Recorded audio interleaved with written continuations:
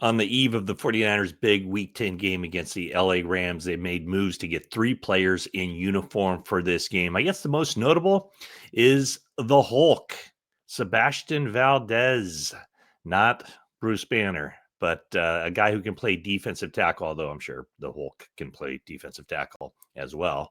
But anyway, Sebastian Valdez, undrafted rookie from Washington, showed up really good in that first preseason game for the 49ers, had a solid training camp, did not make the initial 53-man roster. He cleared waivers, though, and comes back to the 49ers practice squad. And he's still on the practice squad, but he gets his first call up the first time that he will be having a uniform, number 55, hanging in his locker at Levi Stadium on game day. So Sebastian Valdez, he gets the call, as does Cleveland Ferrell. So the 49ers, with a shortage of defensive linemen, we'll talk more about them a little bit later. Valdez, Cleveland Ferrell, and then also Ben Barch, who started the first 2 games of the season at left guard. He has been cleared off of injured reserve. He had the high ankle sprain in that Week 2 game against the New Orleans Saints. So we'll see what they do at that spot. 49ers really like Ben Barch. And, when he's been on the field, he's been very good. He just hasn't been on the field a whole lot due to injuries. Late last season, he had an opportunity when Aaron Banks was injured to step in and play, but he got hurt in that game against the Buffalo Bills.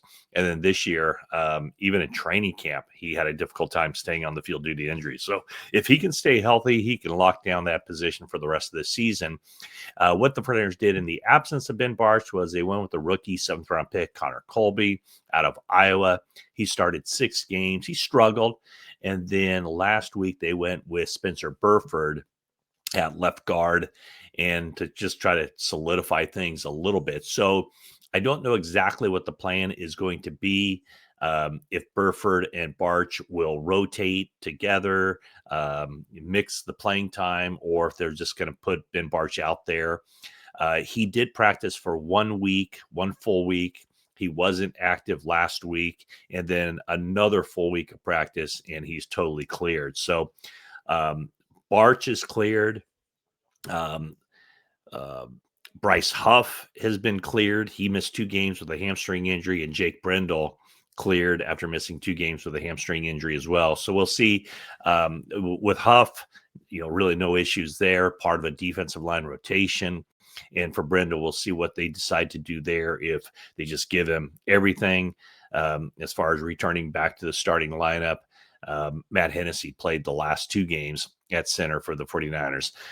So in bringing Barch back from injured reserve, the 49ers created that roster spot by placing Michael Williams on injured reserve. So as we know, with the ACL tear on the right knee, he's out for the season. So 49ers do bring up the 2 players from the practice squad. This is the second time for Cleveland Ferrell up from the practice squad. They can do it 3 times, elevating a player from the practice squad before they have to make that a permanent move. If they want him to play anymore, they would have to create a roster spot for him and place him on the 53-man. So Ferrell, like I mentioned, still has 1 elevation left after Sunday's game against the Rams. The other guy where the 49ers have brought him up 3 times is Malik Turner, the wide receiver. By not bringing him up to the 53-man, pretty much guarantees another week of Jordan Watkins getting an opportunity. And so I kind of thought last week would be a breakout type of situation for Jordan Watkins, especially when he caught that pass on the very first drive of the game, where he really fought Devontae Banks to grab that thing and keep that drive alive. It was a 2nd and 12 play. And, it's kind of a tie ball, and the offense gets the benefit of the doubt on that when it's a simultaneous catch. So Jordan Watkins really doing a good job of fighting for that ball, hanging on to it. That ended up being a pretty big play as the 49ers scored on that opening drive. Okay, so let's talk about the defensive line for the 49ers and where it is right now. And I do consider it a weakness as far as trying to generate pressure. This is the 49ers defensive line situation for this game. There it is, against the Rams on Sunday. And let's just go down to the bottom part first. So these are the players that are questionable for this game, guys who got injured in practice during the week.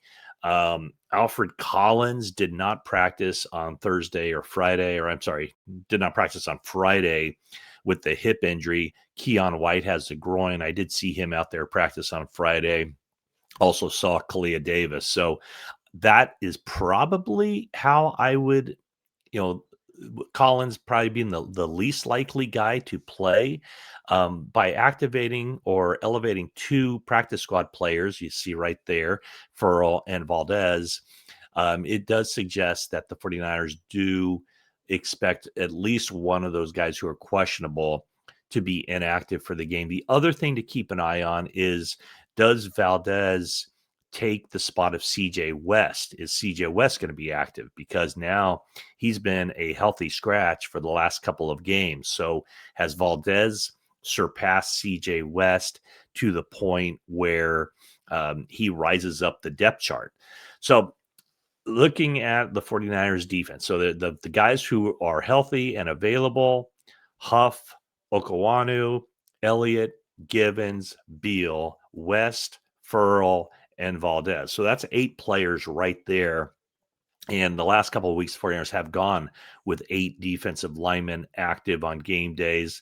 Earlier in the season, they went with 9 repeatedly. So it, we'll see how they end up doing this. The 49ers might go heavy on defensive linemen in this game.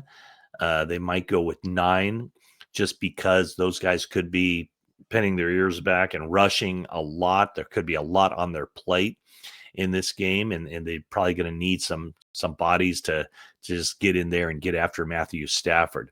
The other thing I want to talk about here is just, where the 49ers defensive line is as far as, the pressures. That's severely lacking since Nick Bosa exited the lineup, and now, of course, Michael Williams out as well.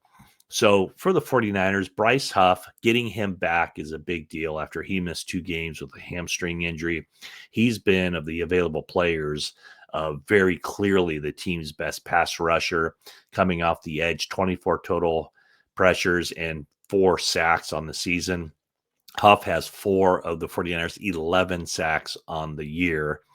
And then next up is Sam Okawanu with 18 total pressures. And then after that, man, it falls off dramatically. Jordan Elliott with 9 pressures, and Alfred Collins, who I mentioned is questionable, has 8 pressures. So the 49ers leading 2 guys as far as putting pressure on the quarterback: Bryce Huff with 24 and Sam Okawanu with 18. Now, let's compare that to the Rams. The Rams have a young, dynamic front 4. They can come at you with a lot of different people. And Jared Verse leads them with 40 total pressures, followed by Byron Young with 31. And Byron Young gets to the quarterback a lot, closing in on double-digit sacks for him. So 40 pressures for Verse, 31 for Byron Young. Kobe Turner has 25. Braden Fisk has 20. Puna Ford 13, and Josiah Stewart 11. So whereas the 49ers only have 2 guys right now who are available for this game with more than 10 pressures, the Rams will trot out 1, 2, 3, 4, 5, 6 guys who have gotten pressured to the quarterback as far as double digits. So that's going to be a situation where the 49ers are going to have to bring their A game. They're going to have to mix it up with the run game and the passing game. That week 5 game, 49ers and the Rams on the Thursday night, they ran the ball a lot, 33 rushing attempts in that overtime game, but not a whole lot of success on the ground, only 2.2 yards a carry.